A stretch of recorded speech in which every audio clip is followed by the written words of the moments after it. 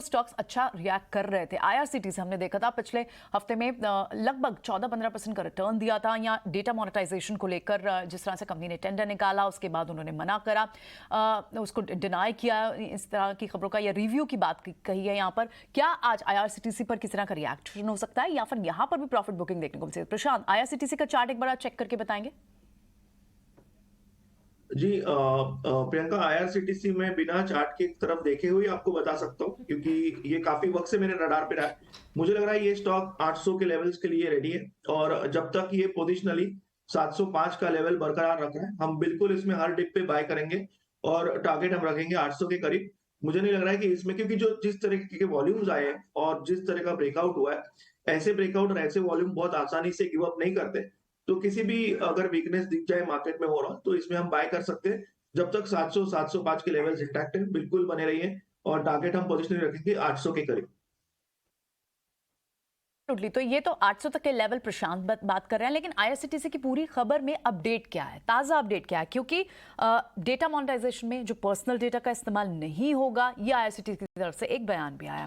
ये जो पूरी कंट्रोवर्सी शुरू हुई, उसके बाद हमारे सहयोगी समीर दीक्षित ने इस पर कुछ डिटेल्स रिपोर्ट भी तैयार की हैं। आइए एक बार पहले उनसे समझ लेते हैं क्या लेटेस्ट अपडेट्स हैं। समीर बताएं। आईआरसीटीसी के डाटा मोनेटाइजेशन प्लान से मचे विवाद, या सीधा यूं कहें कि डाटा प्राइवेसी को लेकर उठ रहे सवालों के बीच में सूत्रों से हमें जानकारी मिली है कि रेल मंत्रालय ने इस दिशा में कदम बढ़ाने से पहले सभी संबंधित मंत्रालय के साथ में विस्तृत चर्चा की थी।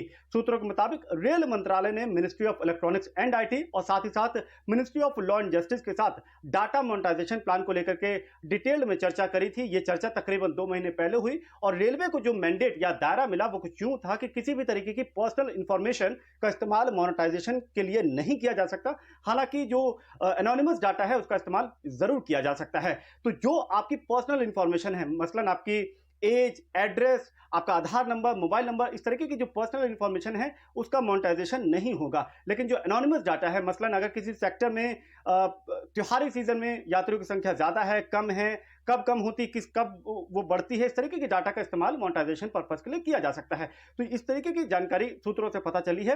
लेकिन साथ ही ये भी कि रेलवे का फौरी तौर पे डाटा मोनेटाइजेशन प्लान को जारी करने का, इसको अपनाने का प्लान नहीं है। रेल मंत्रालय डाटा प्रोटेक्शन बिल का संसद में पारित होने का इंतजार करेगी, यानी कि डाटा प्रोटेक्शन बिल पास हो जाने के बाद ही रेलवे इसको एग्जीक्यूट करने का विचार कर रही है। लेकिन एक तरफ कंसल्टेंट नियुक्ति की तरफ आईआरसीटीसी ने ई टेंडर जारी किया है। इस ई टेंडर के लिए बिड जमा करने की अंतिम तारीख 29 अगस्त है।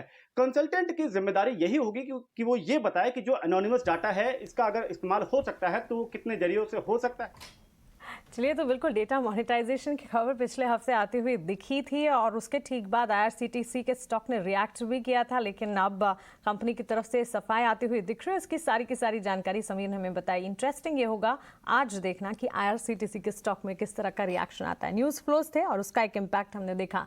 विनीत, गुड